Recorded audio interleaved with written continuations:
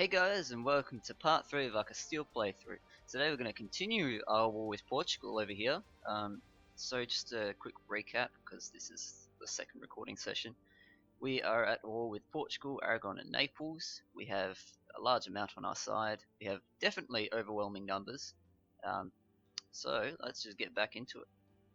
Now, we were just busy sieging both of Portugal's forts, Bracana and Lisboa. What's this? Never mind that. So currently we've got like the really small stacks of Naples and Portugal just roaming around. They're no real threat to me. I mean, I'm working down the main forts, which is really all I care about, to be rightly honest.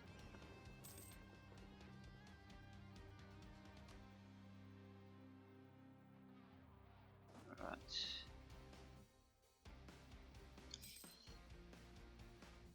I don't know how anybody can dislike this music. It's so good. Alright, we've almost got one down with 35% chance to siege. And then Lisboa is pretty close too. What's this? No.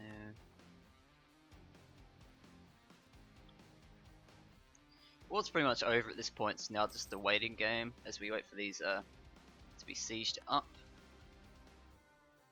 See how's oh. Yes, please. Free Diplo power. Okay, good work, Austria. What's going on here? Okay, we've got one fort. Good, oh.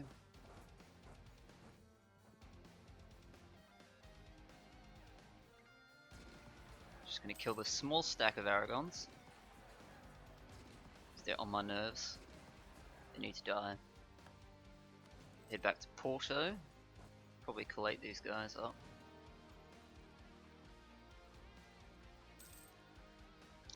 %. This should fall any moment.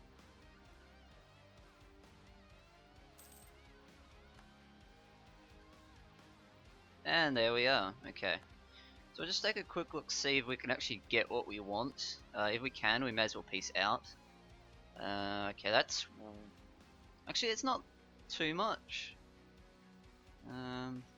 We're not looking at getting a coalition because if, generally speaking, while 30 is the minimum you can have before you can be coalitioned, around 40 is roughly where people will actively join. And with only Aragon and Portugal actively joining, I'm not very much worried about the coalition. So I'm pretty happy with taking those three and just crippling them. Because remember, this is a significant... What are we? Come on. Units in the way. Anyway, it's a significant harbour, so we'll get a nice trade boost in the Sevilla node. We'll get an extra chunk of what will end up coming through from the Caribbean and Mexico. Okay, so they're still not willing to accept, so now we're going to push over to Aragon and start taking their lands. Hopefully Austria can finish up their siege pretty soon. That might tip us over because Napoli is... Yeah, that's right, Naples. Yep, okay, we'll take a look. I do think that will be enough. Yep, it is enough. Okay, let's see if we can get any more concessions other than just that. Can we get war? Yep, we can get war reps. Can we... Null treaties? No, we can't. Can we get a bit of cash? No, we can't. Alright, I'm happy with that peace deal. I mean, we could go at the war for longer, but we're probably just burning more manpower than we need. And this is what I'm after. And with that, we have eaten more. Okay.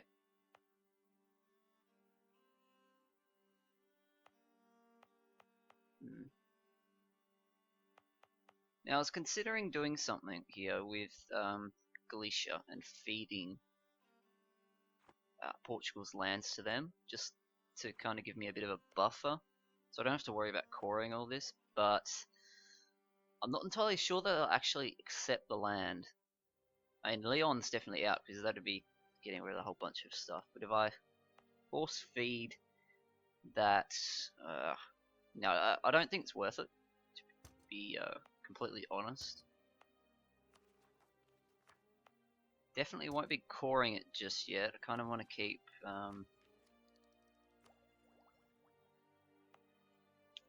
admin points at this stage. Okay, another thing we need to look at are we need to find a level 1 diplomat that will help bring down the AE that we just received. Which reminds me, I need to talk about AE because it's one of the 2 things I've neglected to talk about last episode. So, while I did just briefly talk about it then, AE is basically a measure of how... Just trying to think of a good way to describe it. It's pretty much how pissed off everybody is with you about what you've taken. So Portugal's at -72 because we took their own lands and a whole bunch of it. So they're really, really pissed. While other nations like Aragon, who is in the war, they're a little pissed. But as you see, you come over here and it's negligible. The funny thing is though, something like Crimea will have a minor, a very, very minor level of AE. I do always find that novel how sometimes you can get AE with somebody pretty much a whole continent away. So yeah, we're not going to worry about making these courts just yet. They're going to be almost useless to us. We're not going to get tax from them. We will get the extra trade power, I think, from Porto. The reason I'm not going to do that is because we want to rush to Admin 5. That's when we can get our first idea and we can start colonizing. So for now, because making course costs admin, we want to not do that. And unfortunately we still haven't managed to kill off our heir. That's a shame. She's a pretty good general, to be quite honest. It's surprising. Okay, truce. When does our truce with them end? In 2 and a bit years. Alright, so we just gotta sit and wait for a while. Get 2 more barks up. And we'll probably save the rest for cannons when they come out. Okay. Fortunately this early, like I've described before, it's a bit of a waiting game. You can do a certain amount of things, but a lot of the big end game stuff comes a lot deeper in around the 1500s.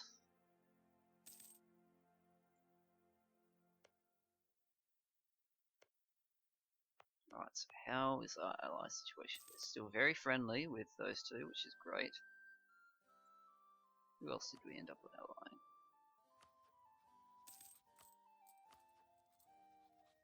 That's right, Navarra.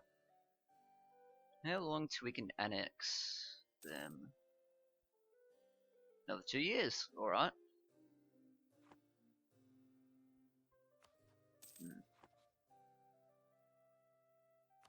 Okay.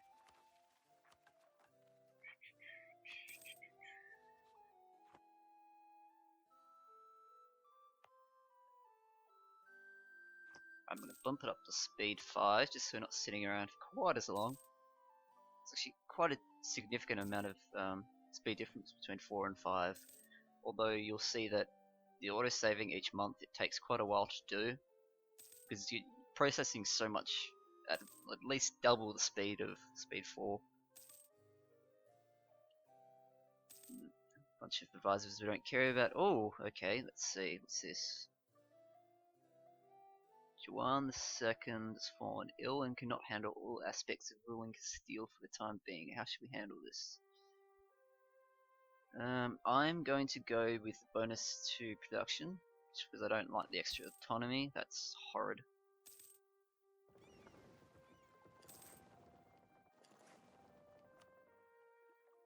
Get these extra barks protecting trade. Let's just check our chunk. So now we've got at least 50%, and we've got all these other guys that are just sending trade away from others.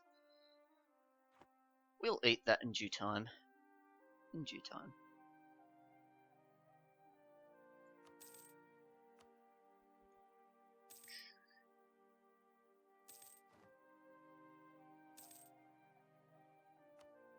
Okay, first admin tech, nice. So you can see now the next one will give us an idea of what we're really waiting for.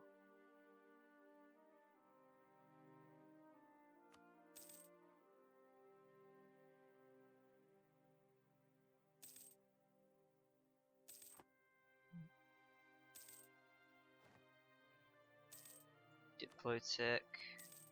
Okay, I'm gonna pause it there because that's the marketplace is one of the first buildings you kind of want to build early. It'll give you a huge bonus to your trade power. As you can see, we're at 11. Actually, we do not get the trade from there. That is interesting. There you go. Hang on, why is it showing manpower? That's odd. Not unless I'm going to build it there because we're going to need it eventually. We've got 400 in bank. I might spend it on a couple, but not that many. There's only 3 that are at 0.2 ducats a month. About that point is when they're actually worth getting.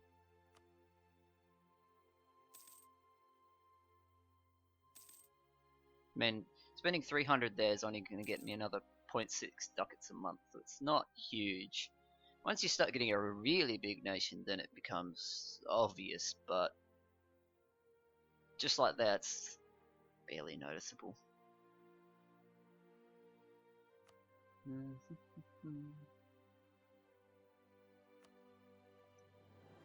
And there's a truce. Okay. Actually, not going to get rid of Navarra just yet. I want to keep them around until the initial idea pushing's done for the colonial stuff. I'll fall behind in tech probably a little bit, but it's worth it to get out there at least. Usually does about maybe 5 to 10 years earlier than some other nations. And when you look at it, Portugal and Castile are the first 2 out there. England takes a good while longer. They're normally out there about 1500, and France maybe about 1520. It depends because they're still even a bit further. At the moment, I'm playing like an England playthrough on the side, and probably the easiest way to actually get out there earlier than them is to eat part of Scotland, then eat part of Norway, then using this, Iceland here, Greenland, horrible. Anyway, you can jump out a hell of a lot quicker. Alright. Let's get time rolling again.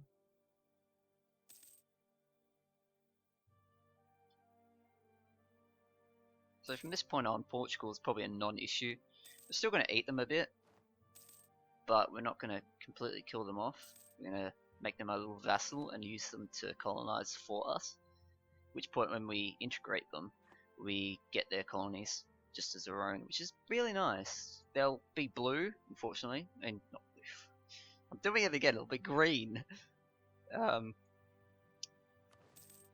I'm sure we could get over that. Shall be a yellow and green world. I'm being over ambitious. I doubt I'll get very far as far as to do a world congress. Okay. Probably be going on Granada right now. I'm sitting here wasting a bit of time, but oh well. Fortunately, they've got no allies yet, so that's nice. It's going to sit there for us. Even better. Squish. Okay. I'm going to set my navy there to blockade it. So I get an extra bonus to the siege. Normally there's a -2 here. It's a coastal province that's unblockaded. We also got 2 siege leader, which is really nice. It's rare that you get a 2 siege. The max is, I think the best I've ever seen is a 5. I'm not sure if the max is 6, like all the other pips, but if it is, I've never seen it. Right, got the walls busted. Good, good.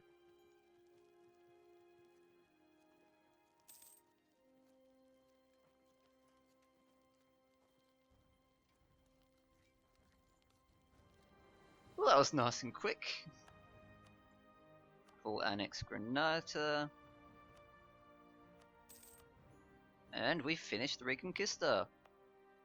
Excellent. Okay.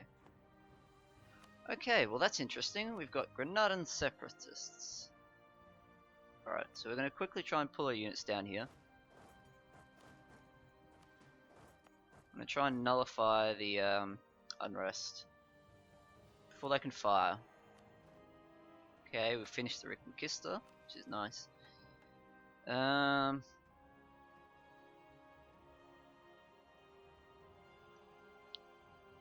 don't know why the game does this. You cannot convert those provinces for a good 40 odd years at least, and it gives you a mission to try and convert them. When you're trying to convert the Sunni provinces, there's a, where is it, minus 2% Sunni, so you can see at the moment my percentage that I would convert it by every month is negative 0.15, so it takes a good bit before you can. So for now, we'll just take this, but we're not going to do it. I think I'll probably re-roll missions, come to think of it. Alright, with that done, we have secured our south.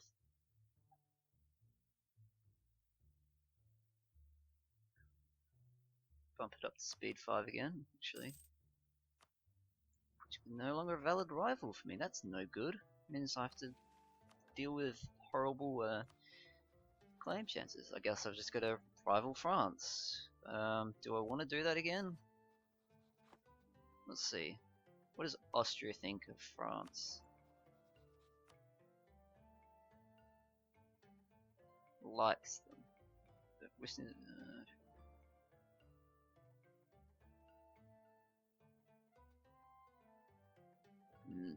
So it's entirely likely that they may get an alliance with them. I think because I've got an alliance with them, they probably won't. But oh, it's such a risk to take. I'm not going to risk it, to be honest. Actually, might start trying to improve relations with France. I have no intention of going after them, not yet. Not for a good 100 years or so yet. So, we'll see what we can do. We probably won't be able to do much, but it's worth a shot, at least.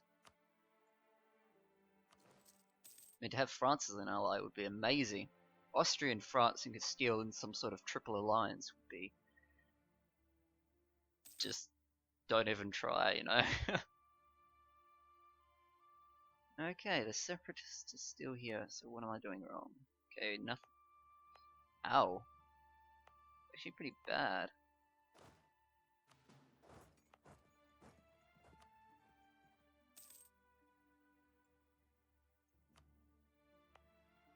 No, there's no way I can get rid of the separatism.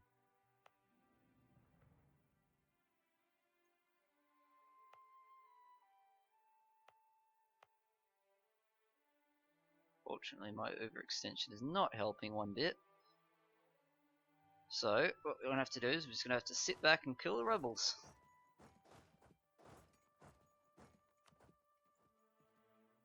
Let them fight me in the mountains. They're liable to fire at any point.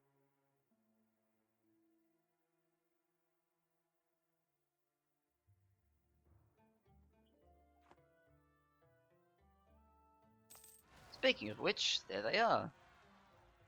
Wow. Only one stack. Well, that's a surprise. Kind of expecting, 30 odd rebels to spawn, but I'm not complaining. Makes my life a bit easier. Okay. So actually what we... oh gosh, we have another level 3. Alrighty, folks, with that, we are out of time for this episode, so I will catch you next time where we will continue our waiting game. In order to, get into the colonizing game, we'll probably start another war with Portugal, or at least prepare for it. It's entirely likely, though, that we'll go in on Morocco. But anyway, we'll see what happens next time. Have a good day.